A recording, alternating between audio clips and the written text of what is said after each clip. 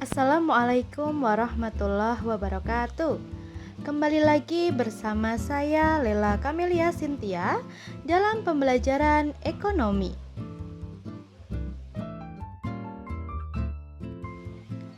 Kali ini kita akan mempelajari materi mengenai pasar dan aktivitas perekonomian.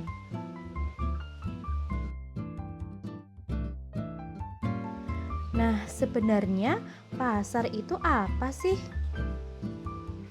Pasar atau market dapat didefinisikan sebagai tempat di mana penjual bertemu dengan pembeli potensialnya untuk melakukan transaksi jual beli barang ataupun jasa. Nah, sekarang ini belanja di pasar tradisional jadi mudah dengan aplikasi tumbas.in. Pembeli tidak perlu datang langsung ke pasar, tetapi bisa memesan bahan makanan melalui aplikasi tumbas.in.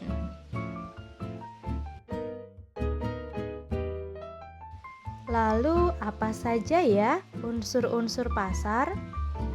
Ternyata di dalam pasar terdapat yang pertama, penjual dan pembeli walaupun tidak bertemu secara langsung. Nah, di sini penjual dan pembeli bisa bertemu secara langsung maupun tidak langsung. Kemudian, yang kedua, terjadi interaksi permintaan dan penawaran antara penjual dan pembeli untuk mencapai kesepakatan harga. Yang ketiga, terdapat barang ataupun jasa yang diperjualbelikan. Dan yang keempat, terdapat media komunikasi antara penjual dan pembeli, baik secara langsung maupun tidak langsung.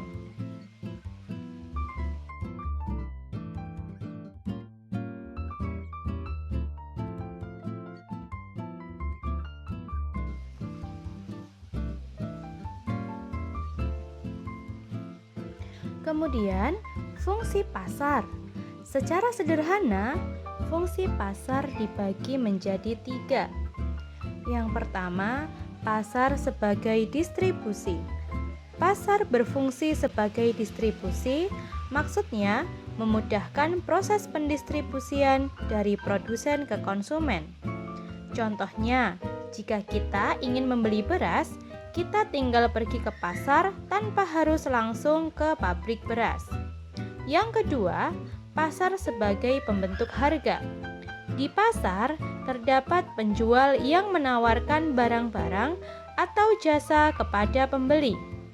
Pembeli yang membutuhkan barang atau jasa akan berusaha menawar harga dari penjual. Setelah terjadinya kesepakatan, maka terbentuklah harga. Yang ketiga, pasar sebagai sarana promosi. Pasar sebagai sarana promosi maksudnya pasar memudahkan produsen untuk mempromosikan barang atau jasa yang akan dijualnya kepada konsumen. Lalu, kita akan masuk ke peran pasar dalam perekonomian.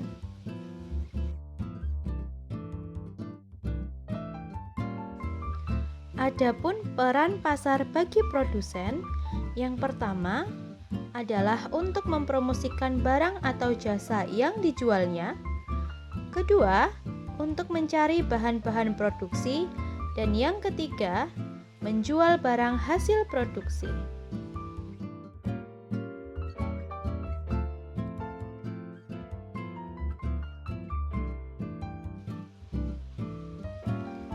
Peran pasar bagi konsumen.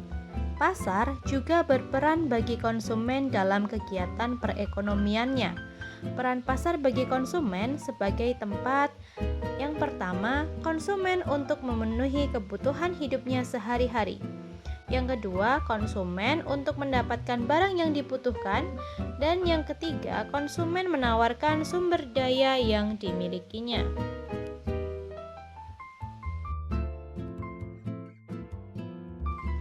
Lalu, apa ya peran pasar bagi pemerintah?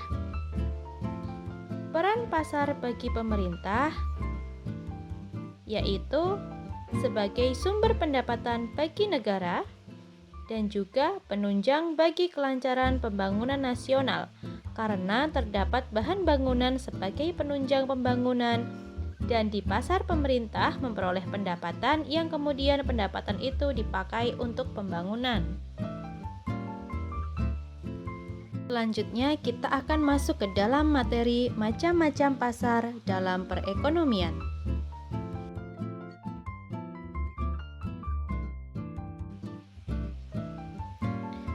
Pasar dalam perekonomian memiliki karakteristik yang berbeda-beda. Macam-macam pasar berdasarkan karakteristiknya dapat dikelompokkan sebagai berikut. Yang pertama, menurut wujudnya. Pasar menurut wujudnya dapat dibedakan sebagai berikut. Yang pertama, pasar konkret atau pasar nyata merupakan tempat pertemuan antara penjual dan pembeli yang dilakukan secara langsung. Contoh pasar konkret antara lain pasar tradisional, swalayan, pasar buah, pasar ikan, dan pasar sepeda. Yang kedua, pasar abstrak, yaitu pasar yang proses interaksi antara penjual dan pembeli untuk menyepakati harga tidak dilakukan secara langsung. Contoh pasar abstrak adalah jual beli secara daring atau online, layanan pemesanan tiket secara online atau telepon, dan layanan pesan antar makanan atau delivery order.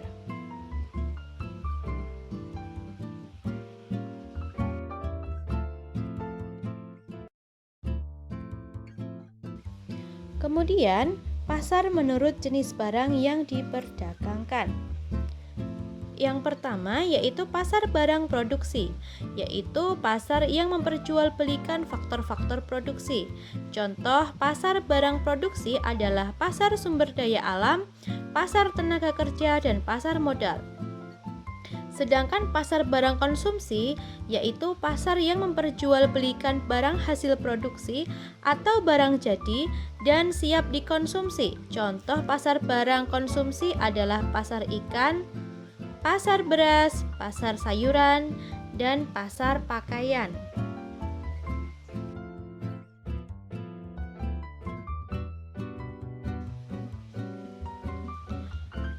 Pasar menurut luas jaringan distribusi. Setiap pasar memiliki jangkauan jaringan distribusi yang berbeda-beda.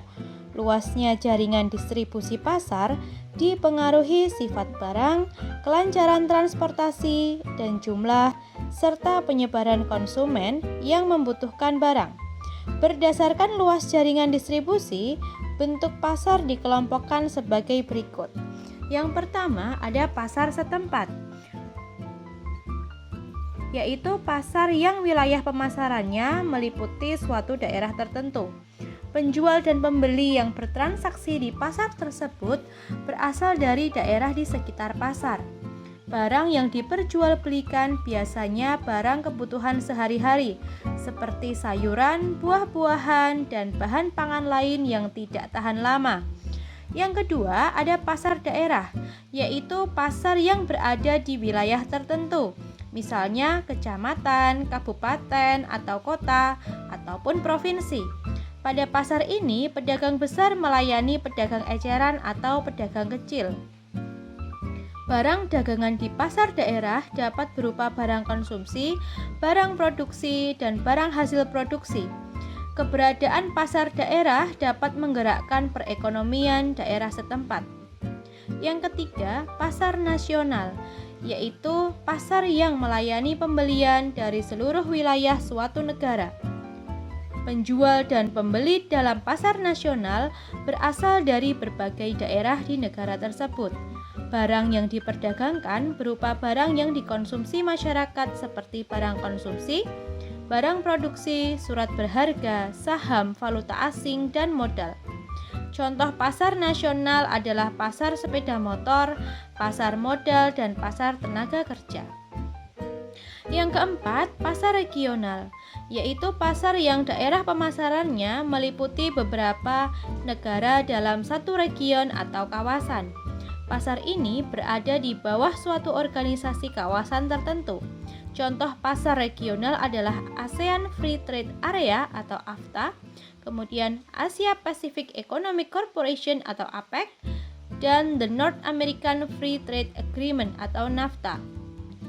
Yang kelima, pasar internasional, yaitu pasar yang wilayah pemasarannya mencakup seluruh kawasan di dunia dan melayani pembeli dari berbagai negara. Pasar internasional melibatkan pelaku ekonomi internasional, yaitu eksportir dan importir. Contoh pasar internasional adalah pasar tembakau di Bremen, Jerman, pasar karet di New York, Amerika Serikat, dan pasar kopi di Sao Paulo, Brasil.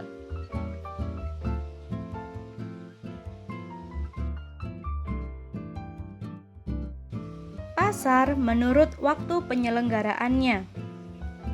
Menurut waktu penyelenggaraannya, pasar dibedakan menjadi 5 macam, yaitu pasar musiman, pasar harian, pasar mingguan, pasar bulanan, dan pasar tahunan.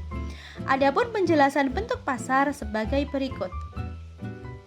Pasar musiman yaitu pasar yang muncul ketika terdapat sebuah keramaian atau perayaan. Contoh pasar musiman yaitu pasar malam atau pasar Ramadan. Kemudian pasar harian yaitu pasar yang melakukan kegiatan jual beli setiap hari dan menjual barang-barang kebutuhan pokok sehari-hari. Contoh pasar harian yaitu pasar tradisional, swalayan, dan pasar induk. Pasar mingguan yaitu pasar yang dilaksanakan seminggu sekali. Nama pasar ini biasanya diambil dari nama hari pelaksanaan. Contohnya pasar Senin, pasar Minggu, dan pasar Rebo. Pasar bulanan yaitu pasar yang kegiatannya sebulan sekali. Pasar biasanya dapat ditemukan di daerah industri atau kantor pos. Pasar ini dibuka pada saat karyawan pabrik menerima gaji atau pembayaran pensiun pegawai pos.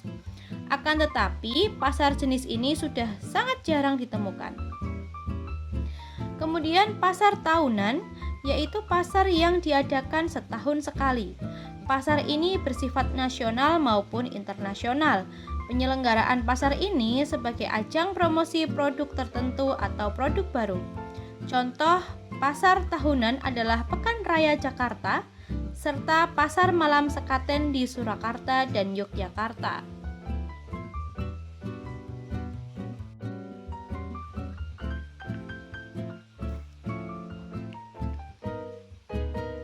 Bentuk atau struktur pasar. Dalam penggolongannya, pasar dapat diklasifikasikan menjadi 4 jenis utama berdasarkan strukturnya atau biasa disebut dengan 4 jenis struktur pasar. Struktur pasar pada dasarnya mengacu pada sifat dan tingkat persaingan di pasar untuk barang dan jasa. Ada sejumlah faktor penentu struktur pasar untuk barang dan jasa, yaitu jumlah dan sifat penjual, jumlah dan sifat pembeli, sifat produk, kondisi atau kebebasan masuk dan keluar dari pasar, serta skala ekonominya. Jenis-jenis pasar menurut struktur tersebut diantaranya adalah pasar monopoli, pasar oligopoli, pasar persaingan monopolistik, dan pasar persaingan sempurna.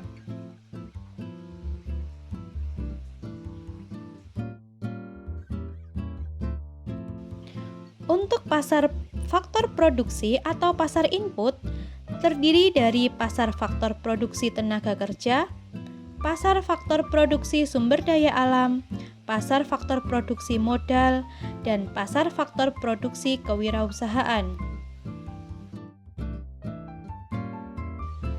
Pasar barang atau pasar output berdasarkan struktur pasar terdiri dari yang pertama ada pasar persaingan sempurna.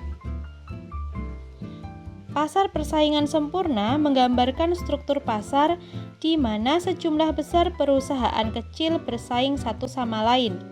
Dalam skenario ini, satu perusahaan tidak memiliki kekuatan pasar yang signifikan. Akibatnya, industri secara keseluruhan menghasilkan tingkat output optimal karena tidak ada perusahaan yang dapat mempengaruhi harga pasar.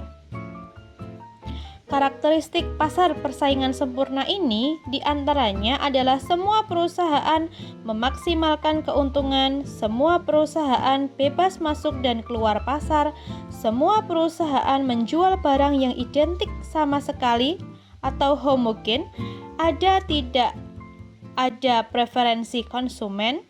Dengan karakteristik ini sangat jelas bahwa kita hampir tidak akan pernah menemukan persaingan sempurna dalam kenyataan. Namun demikian, ini adalah aspek yang penting karena pasar persaingan sempurna adalah satu-satunya struktur pasar yang dapat secara teoritis menghasilkan tingkat output yang optimal secara sosial. Untuk pasar persaingan tidak sempurna, terdiri dari yang pertama, pasar monopoli. Pasar monopoli adalah struktur pasar di mana perusahaan tunggal mengendalikan seluruh pasar. Dalam skenario ini, perusahaan memiliki tingkat kekuatan pasar tertinggi karena konsumen tidak memiliki alternatif. Akibatnya, monopoli sering mengurangi output untuk menaikkan harga dan mendapatkan lebih banyak keuntungan. Pada umumnya, karakteristik pasar monopoli adalah memaksimalkan keuntungan, dapat menetapkan harga, ada hambatan tinggi untuk masuk dan keluar, serta hanya ada satu perusahaan yang mendominasi seluruh pasar.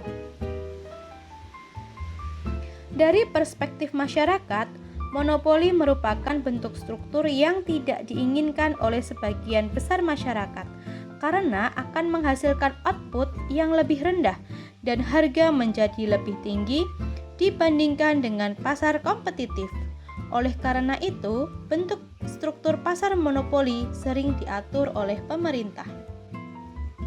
Kedua, pasar oligopoli. Pasar oligopoli menggambarkan suatu struktur pasar yang didominasi oleh hanya sejumlah kecil perusahaan yang menghasilkan kompetisi terbatas. Perusahaan-perusahaan dapat bersaing satu sama lain atau berkolaborasi. Dengan melakukan itu, mereka dapat menggunakan kekuatan pasar kolektif mereka untuk menaikkan harga dan mendapatkan lebih banyak keuntungan. Adapun karakteristik dari struktur pasar oligopolistik adalah semua perusahaan memaksimalkan keuntungan. Oligopoli dapat menetapkan harga, ada hambatan untuk masuk dan keluar di pasar, produk mungkin homogen atau berbeda, dan hanya ada beberapa perusahaan yang mendominasi pasar. Namun hingga saat ini, tidak ada yang mendefinisikan dengan jelas tentang jumlah perusahaan yang mendominasi pasar ini secara tepat. Umumnya menggunakan 3 hingga 5 perusahaan dominan sebagai patokan pasar oligopoli ini. Contoh pasar oligopoli dapat kita lihat pada pasar untuk perangkat konsol game. Pasar ini didominasi oleh 3 perusahaan kuat yaitu Microsoft, Sony, dan Nintendo. Itu membuat mereka semua memiliki kekuatan pasar yang signifikan. Yang ketiga, ada pasar monopolistik. Persaingan monopolistik adalah struktur pasar di mana sejumlah besar perusahaan kecil bersaing satu sama lain. Namun tidak seperti dalam persaingan sempurna, pasar dalam persaingan monopolistik ini menjual produk yang serupa tetapi sedikit berbeda. Itu memberi tingkat kekuatan pasar tertentu yang memungkinkan mereka membebankan harga yang lebih tinggi dalam kisaran tertentu. Karakteristik pasar persaingan monopolistik ini diantaranya adalah semua perusahaan memaksimalkan keuntungan, bebas masuk dan keluar, perusahaan menjual produk yang berbeda, konsumen dapat lebih memilih satu produk daripada yang lain. Karakteristik pasar persaingan monopolistik ini pada dasarnya lebih dekat dengan kenyataan apabila dibanding dengan pasar persaingan sempurna. Namun, struktur pasar ini tidak menghasilkan tingkat output yang optimal karena perusahaan memiliki lebih banyak kekuatan dan dapat mempengaruhi harga pasar sampai tingkat tertentu. Kemudian untuk pasar monopsoni ini adalah pasar yang terdiri dari satu pembeli dan banyak penjual. Nah, pasar monopsoni ini contohnya adalah pasar tembakau yang ada di Wonosobo. Di situ ada banyak sekali penjual dan hanya ada satu pembeli.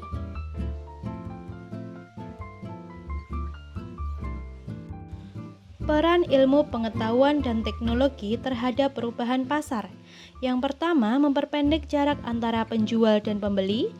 Kedua, menambah wilayah pemasaran atau jangkauan pasar. 3. Meningkatkan jumlah produsen atau penjual. 4. Konsumen mudah memperoleh informasi produk. 5. Makin berkembangnya pasar daring atau online. 6. Produk yang dijual makin beragam atau terdiferensiasi. Kesimpulan dari materi tadi yaitu pasar merupakan tempat bertemunya penjual dan pembeli secara langsung maupun tidak langsung. Ada berbagai macam bentuk pasar dan strukturnya. Perkembangan iptek mempengaruhi perubahan pasar. Semakin banyak pasar online yang berkembang sehingga memudahkan para penjual dan pembeli melakukan transaksi melalui marketplace maupun media sosial. Terima kasih telah menyaksikan video mengenai pasar dan aktivitas perekonomian. Sampai jumpa di materi berikutnya. Terima kasih.